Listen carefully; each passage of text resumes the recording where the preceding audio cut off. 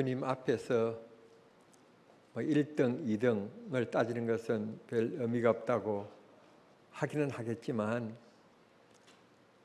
요한계시록 성경을 마지막 끝내면서 이 지명의 이름을 거론한 게 이 2장에 나옵니다.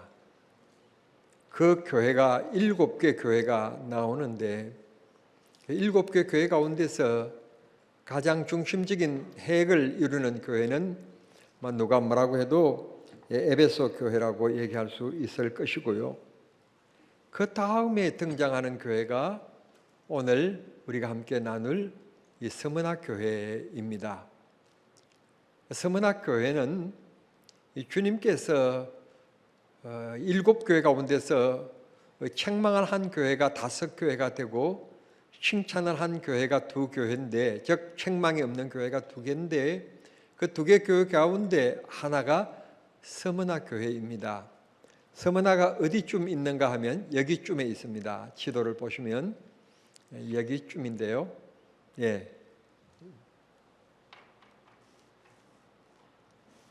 이거 뭐니라 이게 너무 밝아가지고 안 되는군요.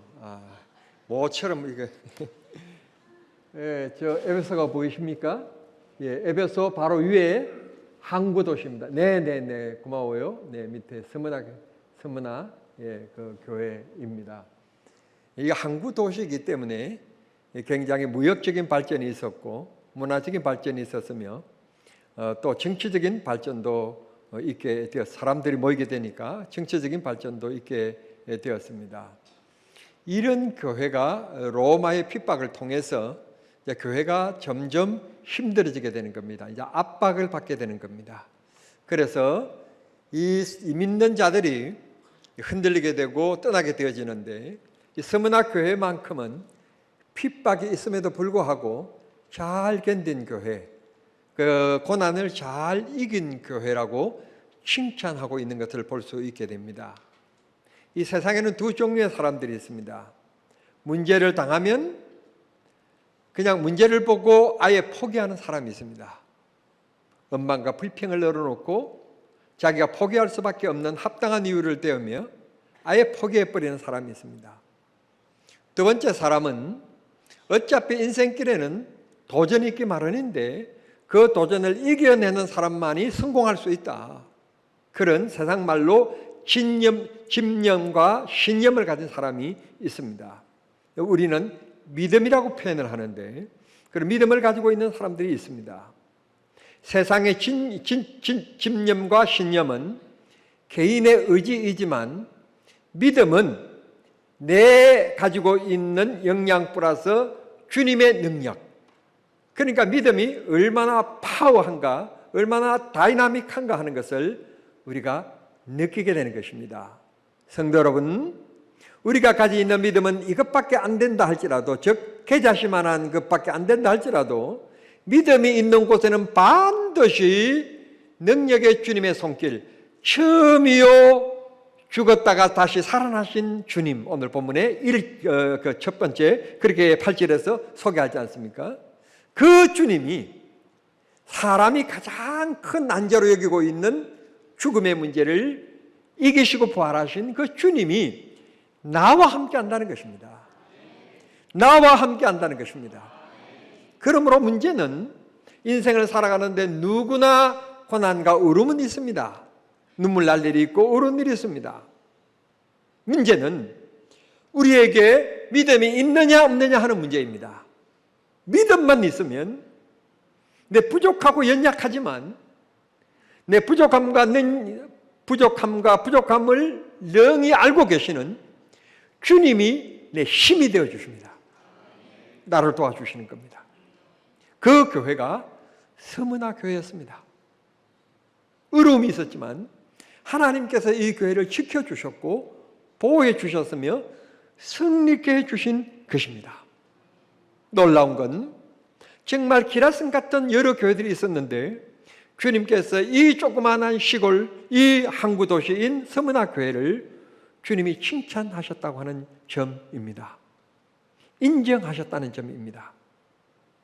우리가 세상 살아가면서 사람들에게도 인정받아야 합니다만 정말 인정받아야 될 건 주님께 인정받아야 합니다.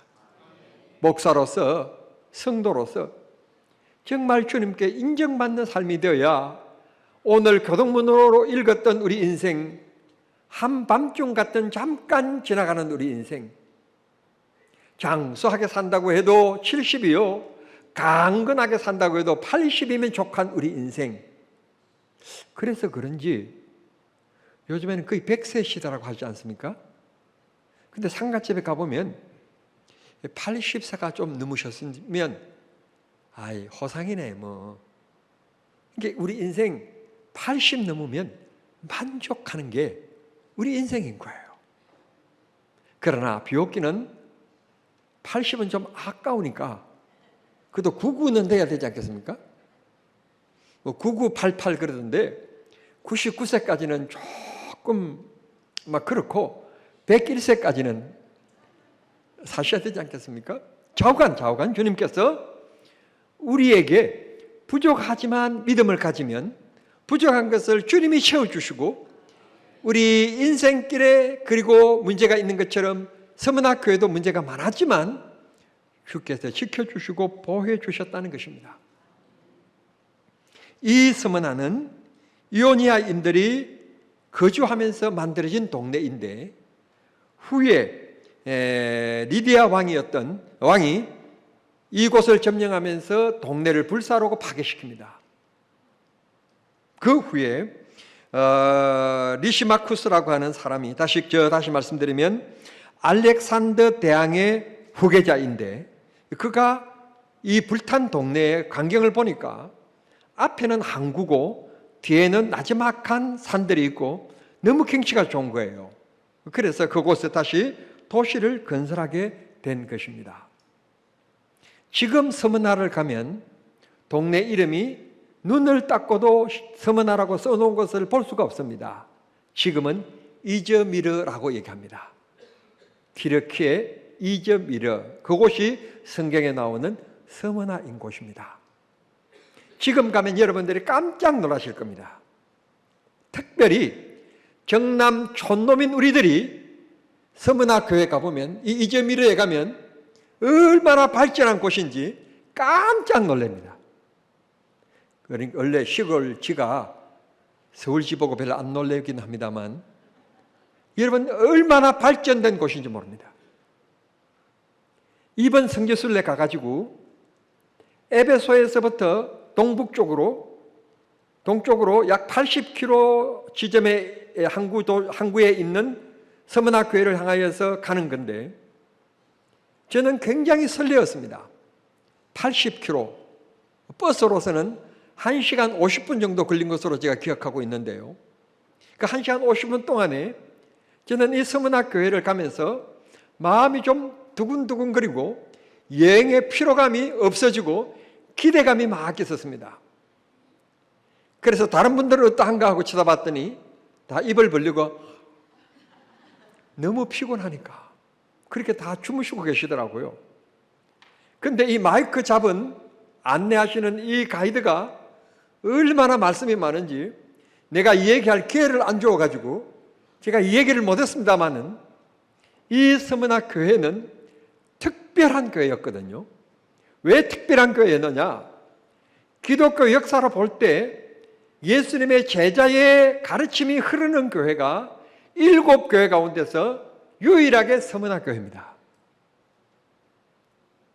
이 서문화 교회에서 마지막 목회했던 분이, 즉 에베소 교회를 목회했던 분이 누군가 하면 사도 요한입니다. 사도 요한이 에베소 교회를 목회하고 있을 때 이 교회에 폴리갑이라고 하는 분이 계셨는데 이 폴리갑이라고 하는 분은 어떤 분인가 하면 고향은 안디옥이었고 신분은 노예였던 거예요.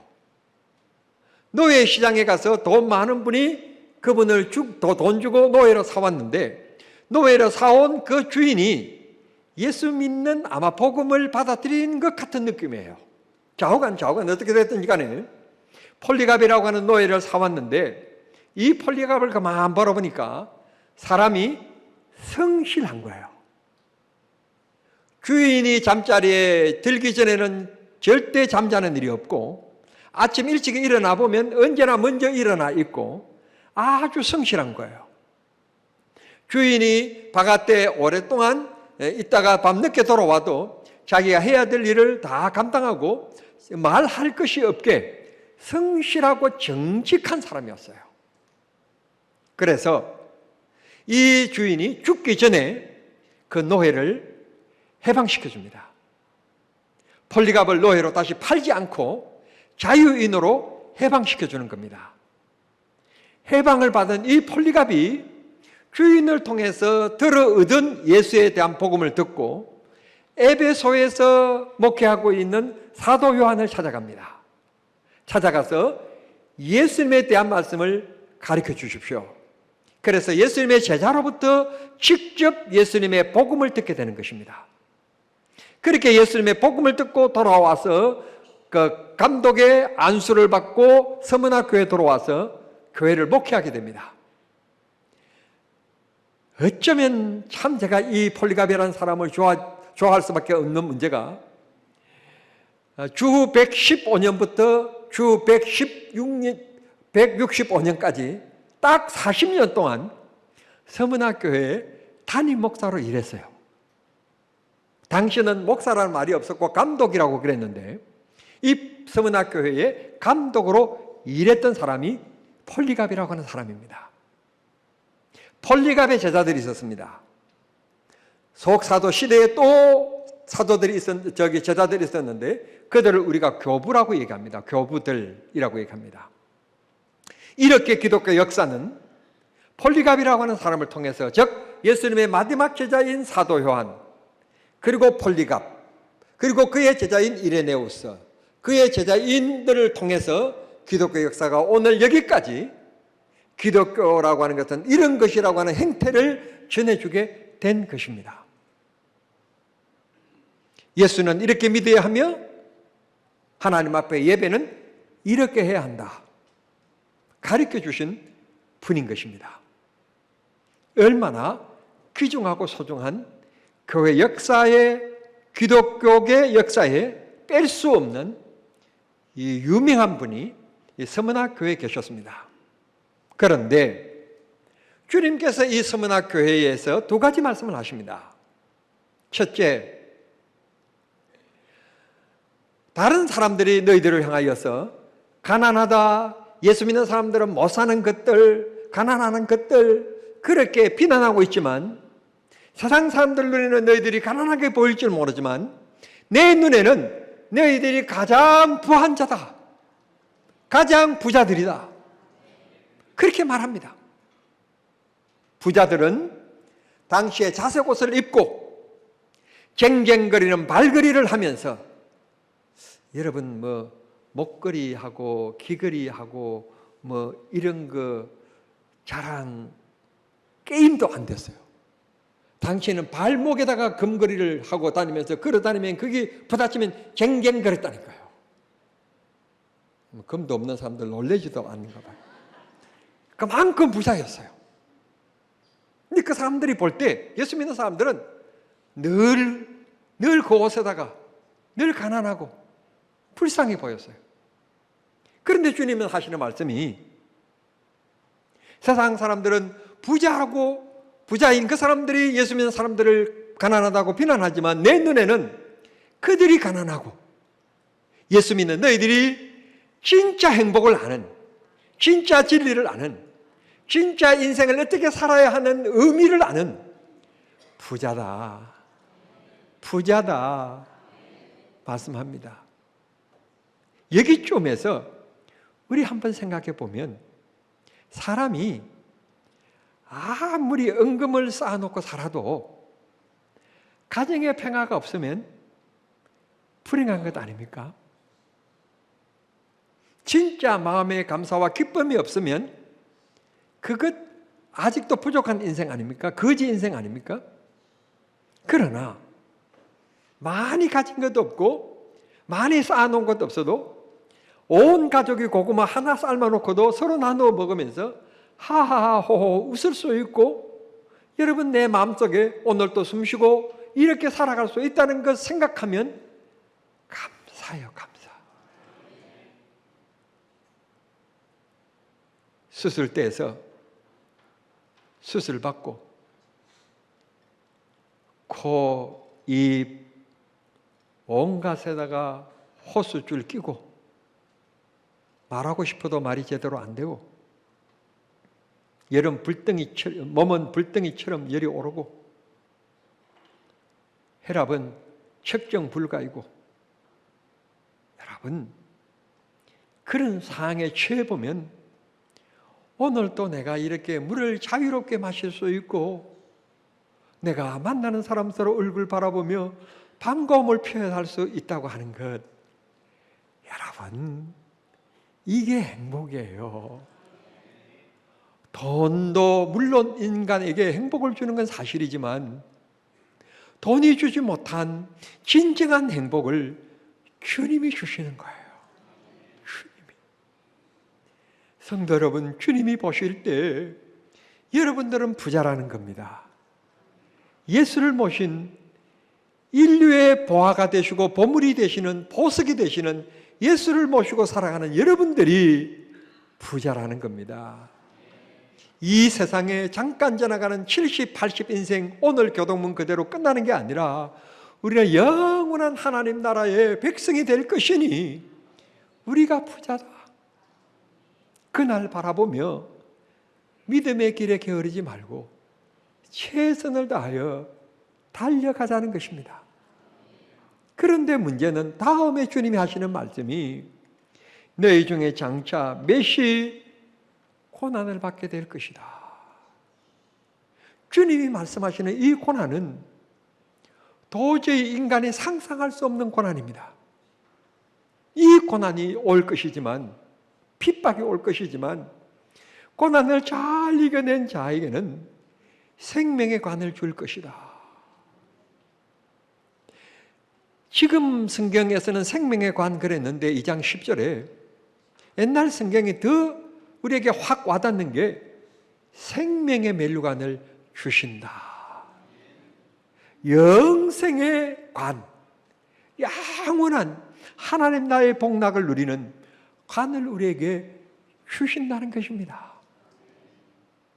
세상 명예 근세에 4년, 5년, 10년이면 끝납니다. 그런데 우리가 믿는 예수 그리스도의 하나님 나라는 영원하다는 것입니다. 그러니 사람으로 태어나서 살아가면서 예수 안 믿으면 안 되고 반드시 예수 믿어야 합니다. 폴리갑이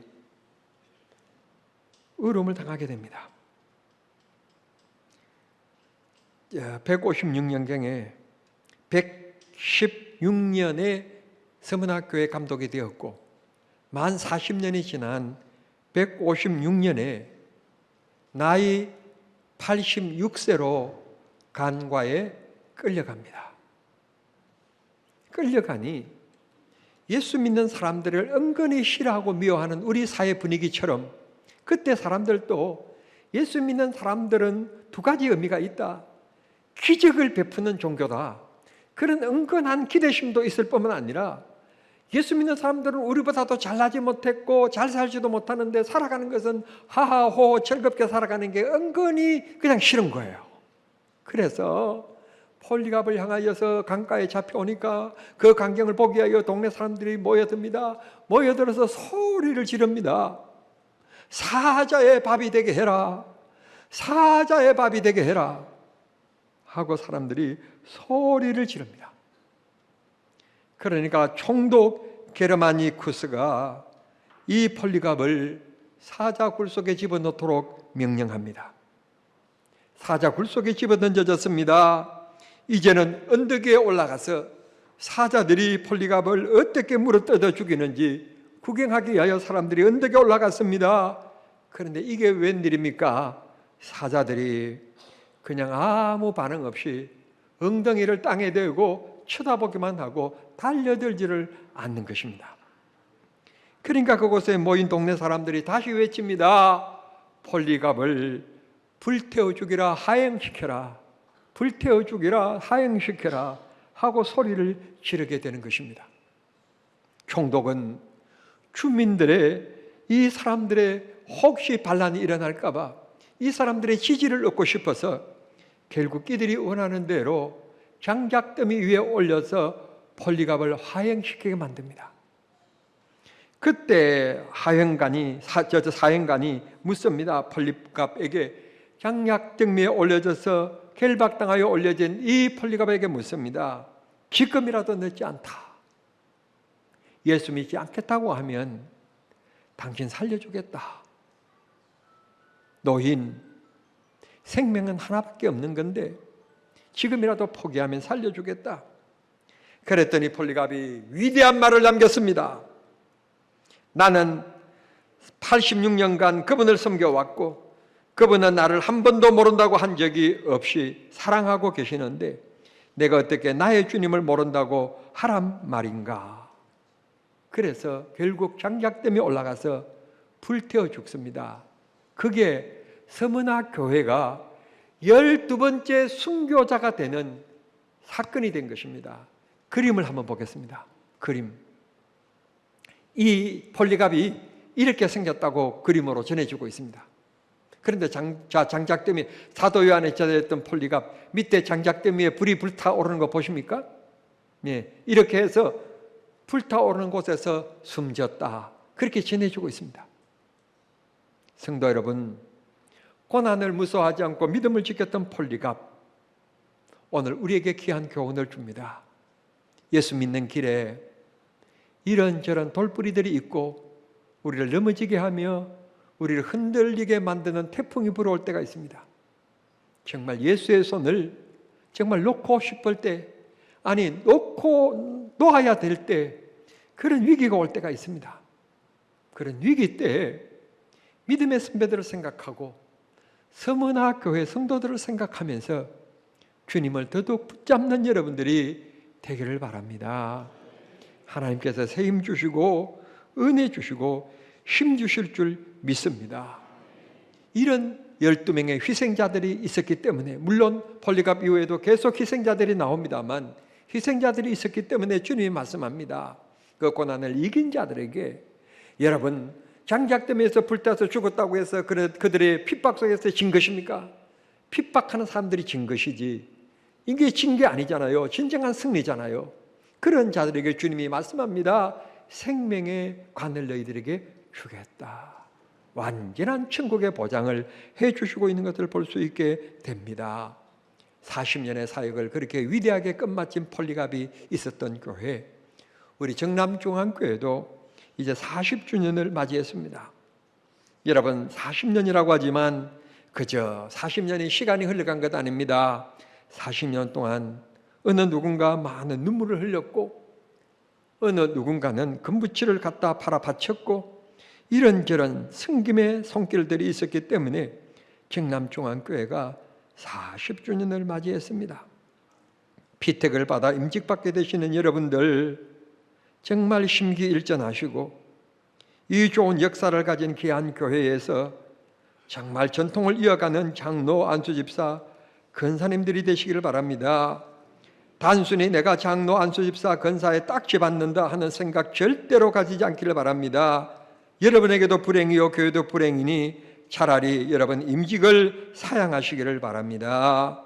여러분 임직받고 본인이 하나님의 사랑받고 여러분 때문에 하나님의 교회가 영광 올려드리는 교회가 되어야지, 여러분 때문에 딱지 하나 받는 것으로 끝이 지게 되면 절대로 안 되는 겁니다.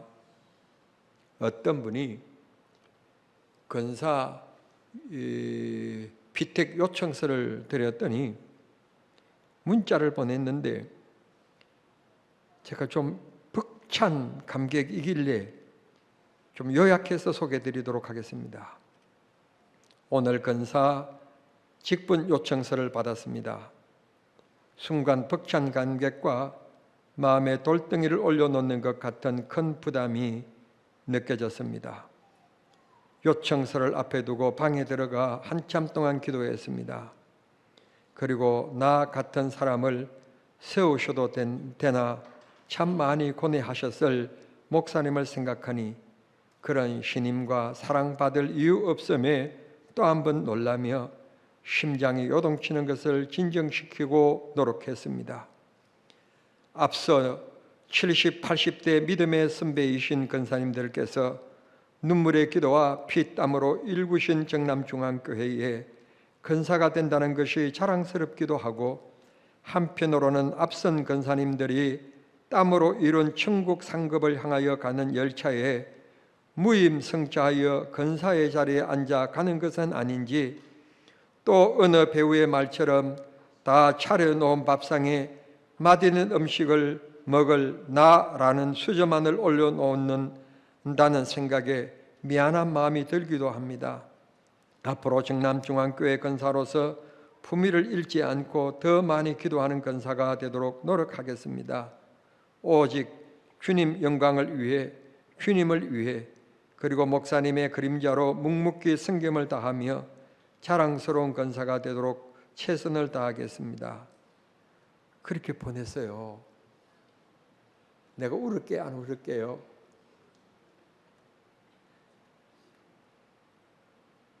참 감동이었습니다. 아, 내가 헛되이 살아오지는 않았구나 라는 생각이 들었기 때문에 그렇습니다. 성도 여러분, 말씀을 맺겠습니다.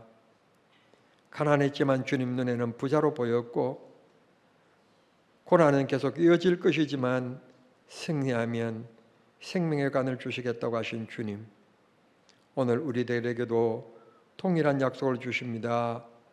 목사의 길을 가는데, 장로의 길을 가는데, 권사의 길을 가는데, 성도의 길을 가는데 돌짝밭을 만날 때 있고 가시에 찌를 때 있고 폭풍을 만날 때 있겠지만, 가는 길 중단하지 않고 가면 주님이 하시는 말씀이 내가 너를 위하여 준비한 생명의 간을 줄 것이다. 우리는 이 약속을 믿고 사는 사람들입니다. 이런 게 없다면 우리도 즐길 것 많습니다. 세상에 취할 것 많고 빛날 것 취할 것 많습니다. 그러나 우리 그런 것 멀리하고 주님 바라보며 고난의 길을 기쁨으로 갈 수 있다는 것, 하나님께서 우리에게 생명의 관을 예비하셨기 때문입니다. 마지막으로 비옵기는 이 자리에 계신 정남중앙의 모든 성도들, 마지막 날 주님 앞에 이르렀을 때 생명의 면류관 받는 성도님들 모두 되시기를 우리 주님 이름으로 축원합니다.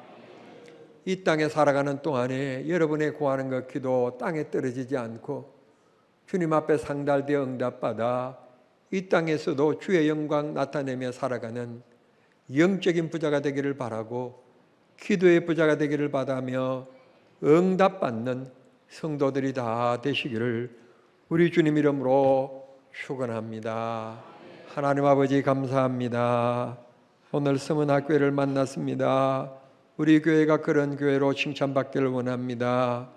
믿음으로 고난도 굳건히 이겨내기를 원합니다. 예수님 때문에 가난해지는 것도 불평하지 않고 감사하는 저희들 되기를 원합니다. 예수 믿기 때문에 주일날도 하나님 앞에 나오고 이 더위에 계곡으로 가지 않고 하나님 답답한 인생 살아간다 세상 사람들 바라보지만 그들이 알지 못하는 귀한 기쁨 우리 마음속에 있음을 주님 앞에 감사합니다. 주여, 고개 숙인 성도들 위하여 기도하오니 이 시간 손 얹어 안수하여 주시옵소서. 가슴에 손을 얹습니다. 병든 내 몸 주님 고쳐 주시옵소서. 근심 걱정의 문제들 해결되게 하시고 자녀들의 문제 해결되게 하시며 우리 가정에 웃음을 주시고 하나님이여 많은 사람들에게 사랑의 빛을 비추며 살아갈 수 있도록 우리를 사용하여 주시옵소서. 예수님의 이름으로 축복하며 기도하옵나이다. 아멘.